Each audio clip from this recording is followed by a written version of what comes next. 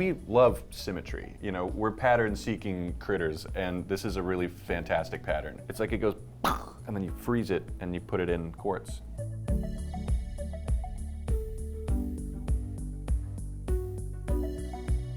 Hey guys, welcome to another unboxing. So today we have a really fun topic because you guys have seen a lot of gems and minerals on this channel. Today we're going to talk about certain structures, specifically symmetrical or geometric structures that occur in the natural world. All right, you ready for box number one? I'm ready. Let's do it. Oh, there's a clue. You know, there's more symmetry right on the lid. There you go. This type of symmetry is most famously found in emeralds. My first thought is hexagonal. Ooh. Well, it's definitely green. Okay, I love Check it out. these. Okay, so these are what are called Trapiche emeralds. We've covered them before on the channel. This one is So cool. amazing. Oh, man, Oh, that's that's like a pear. It's kind of pair like of alien eyes, yeah, or googly frog eyes or something. The word trapiche comes from an old Spanish word to describe the spokes on a wheel for a mill, an old grinding mill. And that's because a lot of trapiches, like the one that Rebecca's got, have spokes that radiate out from a central point. So beryl is in the hexagonal crystal system, and you can see that there are actually 6 sections in the trapiche, so it follows this nice crystal structure. So it's really cool to see evidence of the crystal system and the crystal structure in something that is not a crystal. Yeah. Trapiche emeralds are really valued. Trapiche is a term that's most commonly associated with emeralds of all gemstones. These are really nice because the color is a very vibrant green. Yeah. There's a decent amount of translucency in this. All 3 of these are really nice pieces. And other than the trapiche itself, it's relatively inclusion-free, which is rare for emerald as well, to have this kind of clarity. This is similar but totally different to a star gemstone, like a star ruby or a star sapphire. With asterism, it's more of light reflecting off of inclusions and hitting your eye, whereas this is, we're directly seeing the inclusions on the inside of the stone. Colombian trapiches are among the most famous types of trapiches. Emeralds are often formed in hydrothermal situations, and so hydro meaning water, thermal heat, so like hot watery solutions. And what happens is this impurities can get into the core of the emerald. It becomes a gateway for other impurities to form along the hexagonal prism faces. So while this inclusion can be carbonaceous, it can also be albite, so a type of tourmaline, or quartz. Even if the growth slows or stops at some periods, it allows for that opening for these impurities to come in and then produce these spokes as the crystal grows. Gotcha. So it's definitely very much a part of the original crystal. It's not some sort of doubling. And it doesn't have to be emerald either. Trapiche has been seen in rubies and sapphires, in quartz, tourmaline, and aquamarines have also been found with trapiche features in them. We talk a lot about different varieties to add to your collection. If you're an emerald collector, if you're an optical phenomenon collector, if you are a interesting gem formation collector, if you're a green collector, these are great to add to your collection. These are for sale, so we'll put the links in the description, but definitely check these out because I think a lot of people really love Trapiche emeralds. For sure. Generally. Okay, I'm really intrigued to see what's in the next box. Me too. New box, new clue. Unfortunately, this dust won't give you magic powers. Okay. Oh. Oh, okay. More man, they said symmetrical and they're delivering right now. So this is staurolite or fairy cross. I love this one. These guys are all brilliant. Oh, that is great. Yeah, right? It's not even in matrix or anything. It's just No, just out there. T-posing in the wind.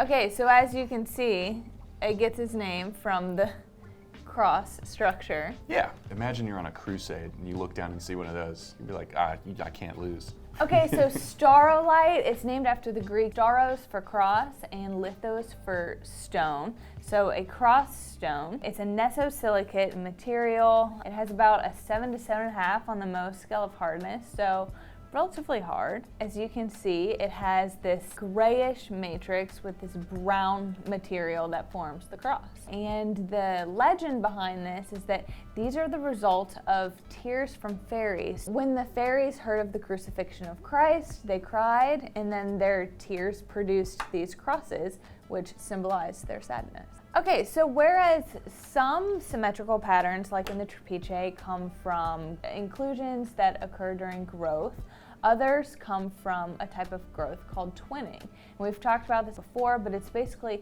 concurrent growth of crystals. And so you have this X or cross where you can see that the crystal has grown outward in two different directions. This type of twinning is called cruciform penetration twinning, and actually there are different ways that it can display itself. So you can have like perpendicular twinning, which is the Roman cross. You can also have 45-degree angle twinning, which is the St. Andrew's cross, which is more like an X than a T or a plus sign. And then you can also have crosses that are a little bit flatter and less like elongated. So this would be like a Maltese. That's closer to a Maltese, yeah. This would be a St. Andrew's. Yeah, and then that's like pretty Roman. You can also just have a single Yeah. crystal. So again, a lot of these can be found in the United States, but these pieces are actually from Russia, and we'll put the links in the description so you can check those out. Yeah. All right, you ready for the next box? Yeah, let's do it. Yeah, box 3. You want the clue? Sure. Oh, I'm so bad at this. Okay, all right, come on, all right.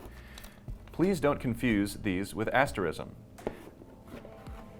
Ooh. Whoa, okay. Actually, I understand that. I can understand that. One of my favorite These varieties. are crazy. These are Oh. rutilated quartz. Yeah.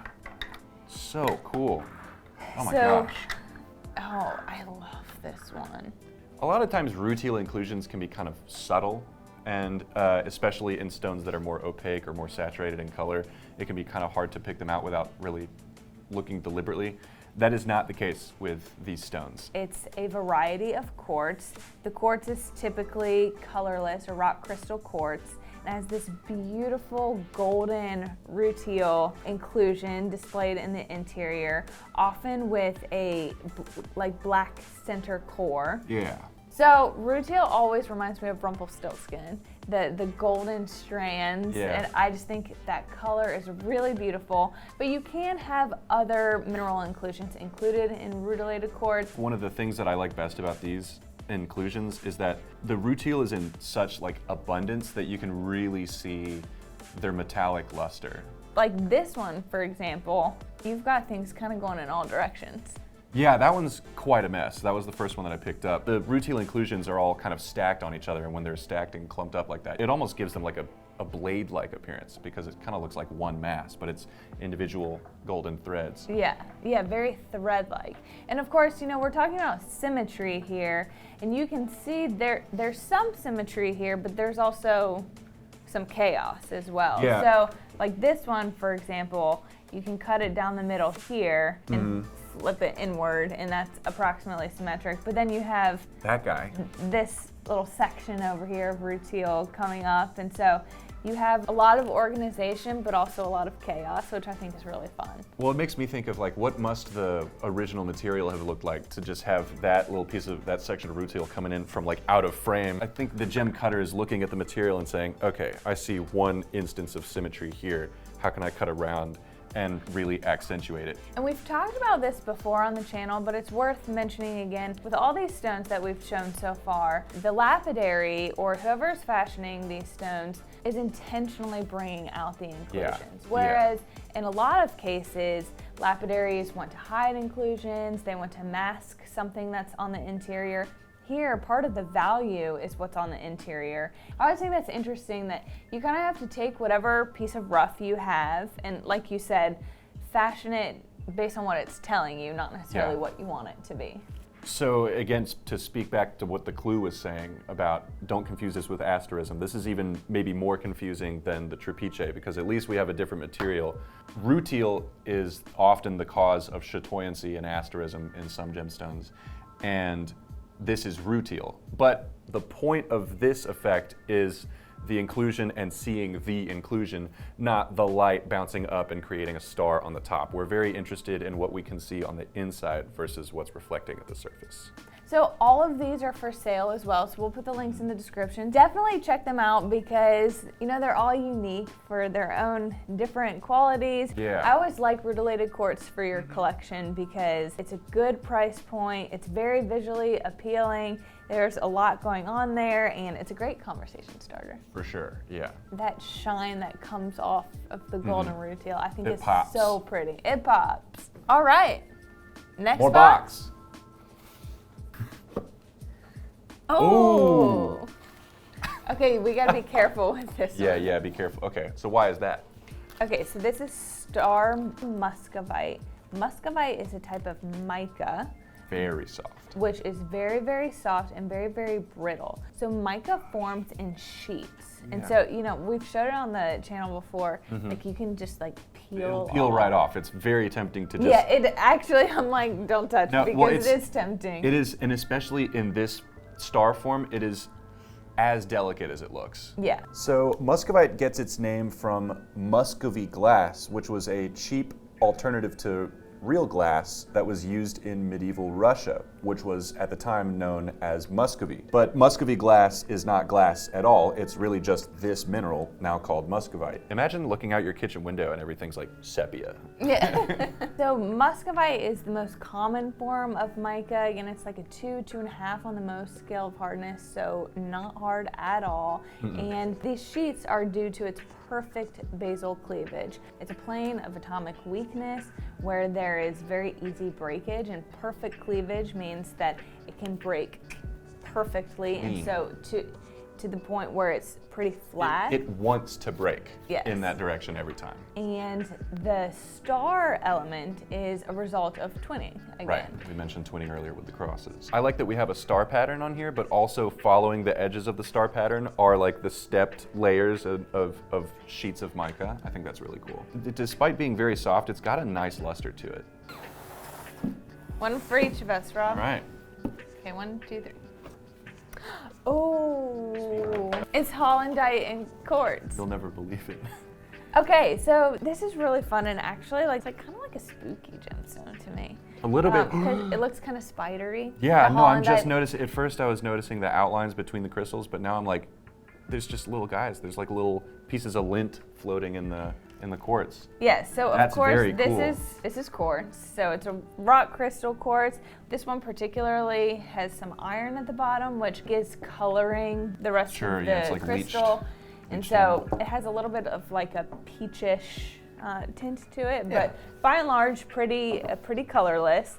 And then there are these inclusions that are like little stars or little spidery looking things, and that's called Hollandite. It's actually called urchin quartz as well. Oh, And so it's kind I of get like it, sea I get urchin. it, yeah. Yeah. So what happens is, as the quartz forms in that hydrothermal soup, in that rock broth, you have little pieces of Hollandite that get caught in the broth.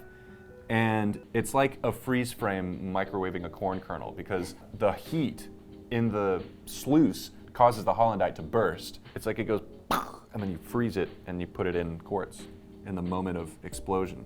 You can fill up a shelf all day with small stones, but sometimes you'll pay an arm and a leg for a big piece, but that's not the case with these. And this is a really cool piece if you wanted to like get a big piece for your collection. These are great options, I think. Again, the formation is really aesthetically pleasing. You know, with quartz, you want to see some of those terminations. You want to see the hexagonal pyramid. I personally think this like cloudy peachy color is really pleasing, especially Yeah. when you have a display case of a bunch of different materials. It's kind of like a nice neutral, and the inclusions are super interesting. So again, actually, this is probably my I like favorite that guy a piece lot. out of all of them. Of the three, I think I prefer this one the most. I might like prop it up like that, or just let it sit on its back. And on top of that, you know, quartz it's an abundant material. There's a lot of quartz, but Hollandite in quartz is much rarer. Yeah. And so you have a more unique piece at a really good price point. So we love those. Yeah. Okay, so it's that time in the episode where we pick one of these stones to take a closer look at. What is your pick? I actually am going to choose this rutilated quartz. There's something about the gold rutile with the colorless quartz that I just think is so aesthetically pleasing. The black core as well. Yes, it does something to my soul that I like. So, I was gonna go with a rutilated quartz, but Well, I'm you glad gotta we're choose gonna have to something different. diversify now. I'm that guy at the restaurant. I can't order what you just ordered, even if I was really, really gonna order it. So we're gonna go with this cool muscovite piece. I love the star symmetry of it, and I also want you guys to see the layering of those sheets. So let's take a closer look.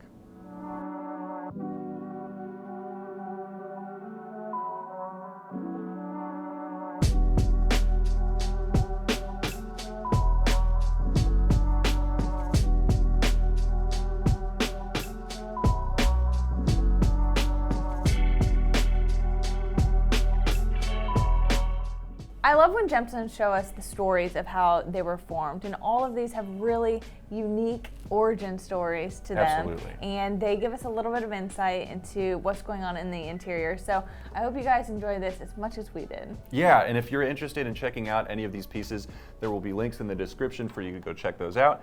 Don't forget to like and subscribe, and of course, ring the bell so you don't miss out on future videos. See you next time.